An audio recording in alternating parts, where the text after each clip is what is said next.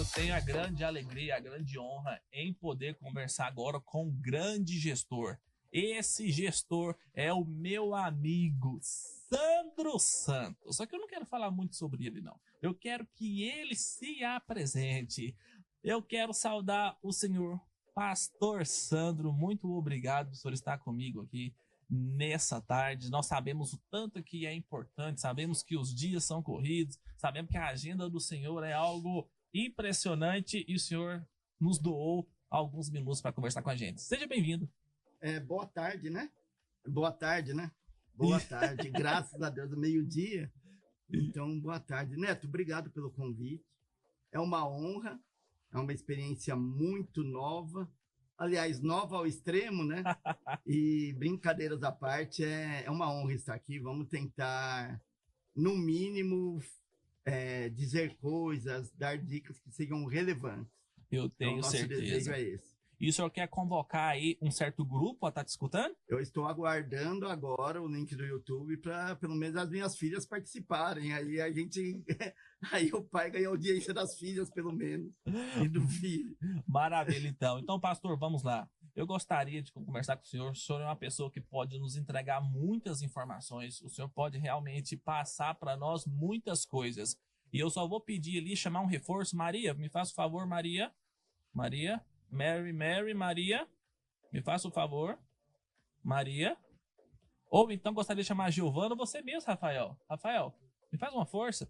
Ajuda ali no que o nosso convidado está precisando para eu conversar com ele. Então, manda para... Pastor Sandro, eu gostaria, pastor, que o senhor se apresentasse. Maravilha. Quem é o Sandro Santos? Bom, eu sou primeiramente esposo da Flaviana, né? Aqui muito conhecida como pastora Flaviana, mas da Flaviana Nunes. E pai da Stephanie, Vitória e João Vitor. Costumo falar que, assim, sem exagero, sem exagero mesmo, Stephanie, Vitória, João Vitor e Flaviana. Minhas maiores bênçãos. Eu falo que há pessoas com certeza mais bem-sucedidas que eu, pessoas com mais recursos que eu, mas eu conheço muito pouco pessoas tão abençoadas quanto eu.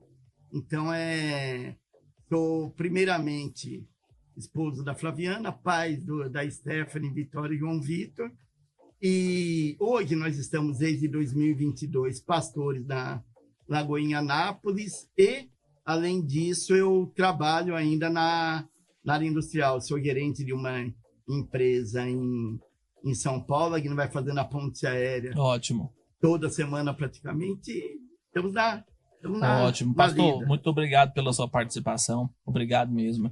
E o senhor se apresentou, disse quem é o senhor. E eu quero saber quem é você como profissional. Perfeito. Quem é o Sandro Santos como aquele gestor industrial que eu já conheço, mas o nosso ouvinte ainda não conhece. Então, quem é? Maravilha, Neto. Eu sou o Sandro Santos. Antes de falar de quem ele é como gestor, eu gostaria de falar um pouquinho como origem. E a família tem muito a ver com tudo isso, né? Eu brinco que eu era um menino mais pobre, da rua mais pobre, da casa mais pobre, do bairro mais pobre, filho do José dos Santos e da dona Clélia. E meu pai, com segunda série primária, sempre ralou muito para eu ter a melhor educação possível. Comecei trabalhando como menino da Xerox numa empresa no ano de 1991 e saí de lá depois de 28 anos como gerente industrial de uma empresa que estava sobre nossa gestão com 900 colaboradores sobre nossa gestão, isso no ano de 2018. Ou seja, em 27 anos a gente pode dizer que passamos por todas etapas e vários cargos de uma mesma empresa, e tem uma história a contar sobre isso, né? E fora isso, depois aposentei, vim conhecer os ares de Goiás, vim trabalhar numa empresa também da área de papel e celulose, é a minha especialização. Em Goiás veio uma pandemia e voltamos para São Paulo. Mas eu brinco que depois que nós tomamos água de Anápolis, a gente sente que a nossa terra é aqui, que a gente nasceu para morar aqui. E aqui estamos. Mas sou uma pessoa com 32 anos de experiência já na área, de 1998 em diante, já comecei como gestor de pequenos grupos, até chegar no cargo que a gente ocupa hoje, né? Na empresa que a gente ocupa hoje. Então, posso dizer que foi tudo conquistado ao longo desse período. Maravilha, que coisa boa. É bom conhecer as origens, é importante para nós, né? E acredito que o senhor chegar na posição que o senhor está hoje, nós vamos conversar bastante. A experiência do senhor vai agregar muito para quem está nos ouvindo, porque quem está nos ouvindo é quem tem interesse em finanças, empreendedorismo e inovação. Claro. E é tudo que o senhor faz de todos os seus anos de experiência. Mas para isso, o senhor precisou de fazer alguma formação, fazer às vezes algum curso específico? Vamos lá. Neto, eu acho fantástico, primeiro, empreendedor, a pessoa que quer crescer, não ter desculpas. Ótimo. Talvez não seja um termo pesado, mas eu aprendi muito com isso ao longo da vida. Como eu disse, eu vim de uma origem muito humilde. Eu comecei como menino da Xerox, literalmente, para pagar minha faculdade. E fui crescendo minha primeira faculdade de Ciências da Computação, e fiz 2 cursos superiores rodando o turno. Para quem não conhece, trabalhando em revezamento, trabalhando em 3 horários. Então, se você não se prepara, eu não vejo como dar certo sua carreira. Você tem que existe não só o curso superior, claro que não. Existem várias formas de se preparar, mas todas têm alguma coisa em comum. Exige muita transpiração. Não se chega em lugar nenhum apenas sonhando, não se chega em lugar nenhum apenas desejando, se chega a algum lugar com muita transpiração. Tem uma frase engraçada e eu gosto bastante dela e está muito de acordo com o que o senhor disse, é que uma ação, na verdade, como é que é? Uma ideia sem ação é alucinação. Exatamente. Né? Então, olha só, uma ideia sem ação é alucinação. Então, se você, profissional que está nos escutando e quer chegar a um cargo ou quer entrar no mercado de trabalho, é importante que a gente haja, né? Que tenha ação no dia a dia. E o senhor é um exemplo disso para nós. E eu já quero que o senhor complementa para nós, hoje, a empresa que o senhor trabalha, qual que é a função que o senhor faz lá, a empresa ela está em qual segmento, e eu quero que o senhor deixe bem destacado. O senhor é top 3 na América Latina, hein? Graças a Deus. Mas antes disso, vamos falar do top 3 primeiro. É incrível como acontece quando você se dedica. Nada vem de graça e depois tem algo que a gente acredita muito, né? Que todas as coisas concorrem para a honra daqueles que amam a Deus. Então, primeiro, não pode haver dicotomia. Você não pode ser um dentro do ambiente de trabalho e outro fora do ambiente de trabalho, numa igreja, em qualquer que seja seu ciclo social. Você tem que ser um só. E contei a história dos 2 cursos superiores que eu fiz rodando turno. Depois a empresa enxerga. Normalmente a empresa enxerga aquela desculpa, entre aspas, aquela colocação, a empresa não olha para mim. E a gente tem que refletir, se não olha, se a gente não se faz olhar, né? Verdade. Depois vieram cursos de pós-graduação, mestrado, uma coisa e outra, todos já pagos pela companhia, mas você tem que dar o primeiro passo. Hoje, respondendo a sua pergunta, eu sou gerente industrial, para mim é uma experiência muito nova, é uma empresa que nós viemos para tentar mudar a história da empresa, uma empresa menor, a gente era responsável, a gente tinha no nosso organograma 900 colaboradores, 920, uma empresa pequena, hoje eu tenho 110 colaboradores sobre minha gestão. E viemos para mudar uma cultura de uma empresa familiar ainda muito arcaica, ainda continuando uma empresa familiar, mas com métodos novos de trabalho, com metodologias novas, olhando um pouco mais para resultados, para KPIs, para indicadores de gestão e de performance, para melhoria da equipe operacional. E o mais desafiador que né, é incrível, quando a gente fala em São Paulo, a gente imagina algo sempre muito grande, né? É uma empresa que, por ser numa região isolada, o máximo de educação que se há na época é um 2º grau, são pessoas ainda mal preparadas, inclusive no básico, e hoje o desafio é transformar essa equipe em uma equipe melhor, uma equipe que entregue mais resultados, uma equipe que faça diferença. Então, Ótimo, pastor. Um desafio novo. Que coisa boa. É bom, eu conheço um pouquinho da trajetória do senhor, eu já tive a oportunidade de escutar, mas quem está nos ouvindo, então, está conhecendo mais quem que é o pastor Sandro, né? Isso é importante para nós. Claro. E quando o senhor fala isso, me responde rapidinho, o senhor tem quanto tempo de carreira de profissão? 34 anos. 34 anos. E olha só, é inquestionável, né? Eu sempre falo. Como eu sou da área financeira, eu gosto muito, nós trabalhamos muito com números. Então, os números, eles direcionam a análise e tomada de decisão. Então, quando nós falamos em que o senhor tem 34 anos de profissão e na maioria deles ocupando cargo de gestão, a gente sabe que o senhor é um profissional de sucesso. Claro. E dentro disso, agora eu quero que eu puxe na memória lá, ao longo de toda a sua jornada, esses 34 anos, eu acredito que o senhor passou por vários momentos desafiadores, momentos bons. Se o senhor puder puxar na sua mente, nos 34 anos, algo que o senhor fez, em que fez realmente a diferença nos anos seguintes, cita para mim pelo menos 2 ou 3 que fez a diferença na sua vida ao longo da sua jornada profissional. Tá, primeiro eu queria falar de mim, depois da empresa. Eu sou uma pessoa de origem técnica, que quando fui promovido a um cargo de liderança, era técnico. Então eu tive que aprender a lidar com pessoas. Neto. Como você comete erros. E como você aprende com os erros.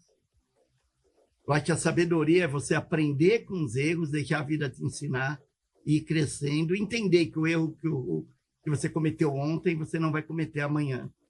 Então, o primeiro desafio que eu tive foi entender, aprender com os meus erros. O segundo, aprender que pessoas também erram. E o terceiro, talvez mais importante para todos os gestores que talvez estejam ouvindo. Erros fazem parte do negócio. Concordo. Erros fazem parte do negócio. Tem que ser tratados, aprendidos, mas erros fazem parte do negócio. É muito incrível você ter um desafio de deixar eu ficar quieto, de fazer eu ficar quieto. A maior pesquisa hoje de clima, aquela do Great Place to Work, que a revista Exame divulga, tem uma pergunta-chave. Seu gestor considera que erros fazem parte do negócio? É incrível. E agora respondendo para a empresa. Algo nessa empresa que eu estou trabalhando hoje. Primeiro ponto foi criar todos os objetivos e metas para que a gente pudesse trabalhar. Se você não tem objetivo, se você não tem um caminho a seguir, qualquer caminho serve. Um número assim muito interessante, um número pequeno para você ter ideia, eu não quero falar em valores, mas quando eu entrei, um dos maiores custos era um custo de químico. A gente gastava algo em torno de R$500 para fazer 1 tonelada de papel. Passaram a ser 3 anos que eu estou lá, nós tivemos quase 150% de aumento por conta de guerras na Ucrânia, de commodities, crise financeira. O custo aumentou em 150%. E hoje o custo está R$100 mais baixo do que quando nós começamos. Isso é controle, isso é você conhecer número, isso é você pensar em alguma coisa diferente, isso é você discutir todo o dia sobre o que você fez bom, o que você não fez tão bom no dia anterior. E a equipe entender isso, comprar isso e ir com você para isso. Isso a gente está falando em casa de milhões, e algumas dezenas de milhões. Mas vem com o trabalho do dia a dia. Não vem um balde de dinheiro de um dia para o outro. É engraçado, né, pastor? O senhor falando isso aí, a gente puxando a memória, né? Como eu sou consultor e atuo aí há 15 anos dentro das empresas, nós somos pagos para resolver problemas, né? Exato. O senhor, como um líder, como um gestor, o senhor é pago para resolver problemas. Então, não precisava do senhor, né? Claro. Então, dentro disso, o senhor consegue trazer para nós uma experiência, e acho que é muito rico para nós que somos de Anápolis, para nós que estamos aqui em Goiás. O senhor é de São Paulo, e o senhor tem uma experiência diferente nossa, né? Tanto o relacionamento com pessoas, a nível liderança, ou tanto a nível tático ou operacional. O senhor consegue puxar na memória e trazer para nós um case de sucesso, onde teve ali um problema um pouco mais complexo, o senhor teve que ter um pouco mais de cuidado, e como que o senhor conseguiu resolver ele? Claro, primeiro, tem um que foi fantástico, que isso fez a gente ir até para fora do Brasil apresentar. No ano de 2008 para 2009, havia uma crise muito grande no mercado de celulose. E a gente tinha que trocar uma celulose que representava algo em torno de... Só essa troca de celulose, se a gente conseguisse fazer, representaria 5 a 6 milhões no ano de economia. 5 a 6 milhões no ano, muito impactante. Mas ninguém conseguia fazer, porque você tinha que ter o controle de algumas características de processo que era impossível até esse dia de fazer isso. E num curso de pós-graduação, o professor falou algo que parecia uma besteira e eu trouxe para a gente. Eu falei, mas o senhor sabe por que o senhor não faz isso, o controle de pH diferente? Ele falou, você sabe a resposta, ninguém consegue. A hora que ele falou ninguém consegue, eu voltei para a empresa. Aí o meu diretor, que hoje já é falecido, o Carlos Fava, que me apoiou demais, ele falou, se você quiser, a gente vai junto. Chamamos especialistas em química e tudo, e criamos um processo de dosagem de produto químico totalmente diferente do que já existia no mercado. E hoje isso é padrão para tudo que é máquina nova que sai no mercado, para todo tipo de investimento. Hoje virou padrão de mercado, algo que nós criamos em 2009, com processo, com equipamento, com lógica, com teoria. Obviamente, foi o tema da minha pós-graduação e do meu MBA, não ia perder a oportunidade, né? Mas eu diria que a empresa começou a ganhar economizar 5 a 6 milhões de 2009 em diante por conta de uma inovação. Aí tem um detalhe. Eu fui o líder do processo. Eu não conhecia engenharia como os engenheiros conheciam. Eu não conhecia a química como os químicos conheciam.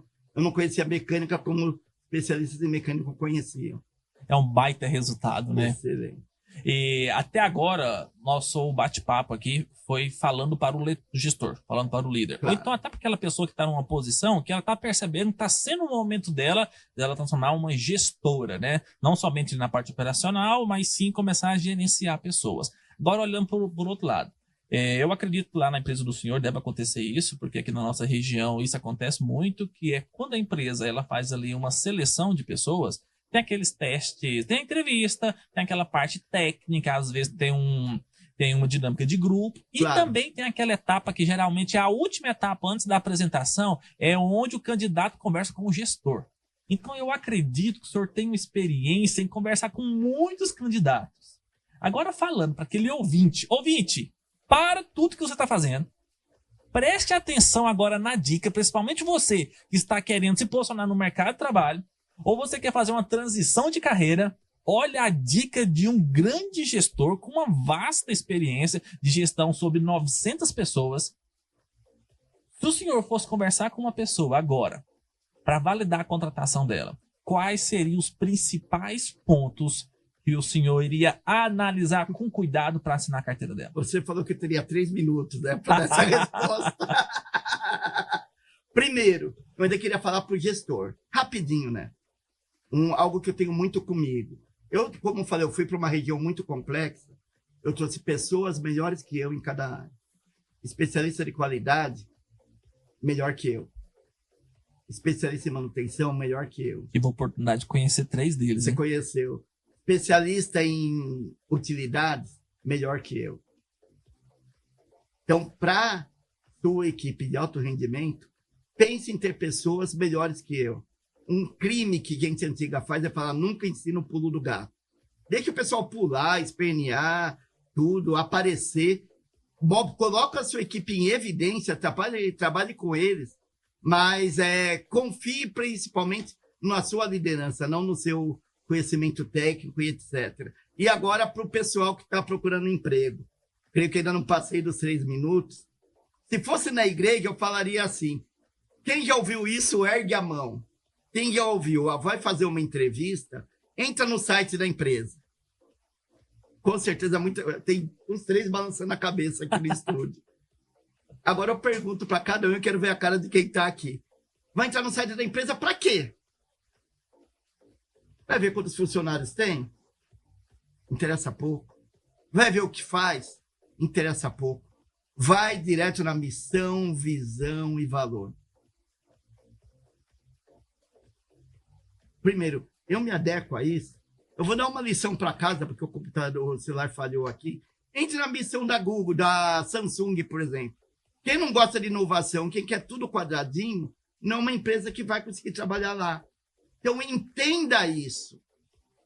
Entenda como você vai conseguir contribuir para a missão, para a visão e para o valor dessa companhia. E esteja preparado para responder perguntas nesse sentido. Porque um RH hoje, os RH estão cada vez mais especializando nesse tipo de trabalho, vai fazer toda uma entrevista, tem aquelas perguntinhas, qual que é a sua religião, qual que é o time que você torce, o que você quer ser daqui 2, 3 anos? Não. Um RH sério vai fazer perguntas focadas na missão, visão e valor da empresa. Hoje eu quero gente que resolva problemas da minha empresa. Eu vou fazer perguntas buscando ver a capacidade da pessoa em resolver problemas. Cada entrevista, tanto entrevistado quanto entrevistador, tem que estar preparado para caminhar, para levar para a empresa naquilo que é a missão dela, que é a visão dela. Então, a maior dica, não entre num site de uma companhia para ver números, nesse caso. Entre para ver o DNA da empresa. Ótimo. Pastor Sandro Santos, Pastor Sandro e diretor Sandro Santos. Foi um prazer receber o senhor aqui. Acabou. Eu falei pro senhor, não precisa de ficar. O negócio aqui é rapidão, né, Israel? É jogo rápido. E então, antes dele encerrar, tem uma pergunta aqui do Onofre, um participante, nosso ouvinte. Ele falou, nessa trajetória de 34 anos lidando com pessoas, qual o maior desafio para gerir as pessoas nas diferentes gerações e nas culturas diferentes? 30 segundos. O primeiro é entender que pessoas vão cometer erros, você não pode se decepcionar com isso. O segundo é não banalizar algo que é extremamente importante. O estar junto, o conversar, uma cultura de feedback que agregue valor. Não que um nome técnico bonito que vai fazer a diferença. Você entender cada um e fazer cada um pensar exatamente naquilo que você julga ser bom para a pessoa evoluir. Então, exatamente isso. Quero agradecer a participação do Onofre. Onofre, você é um amigo querido. O Onofre, que ele tem 100% da nossa audiência. Todos os nossos programas, ele estava fechado aqui. E a filha dele está aqui. A filha dele está aqui. Pastor, em falar em filha, né? Eu acho que o pastor vai conhecer Stephanie Santos. Será que conhece? Tá interagindo aqui. Olha só, audiência internacional. A Stephanie está nos escutando de onde, pastor? Nova York. Ela se formou e trabalha lá.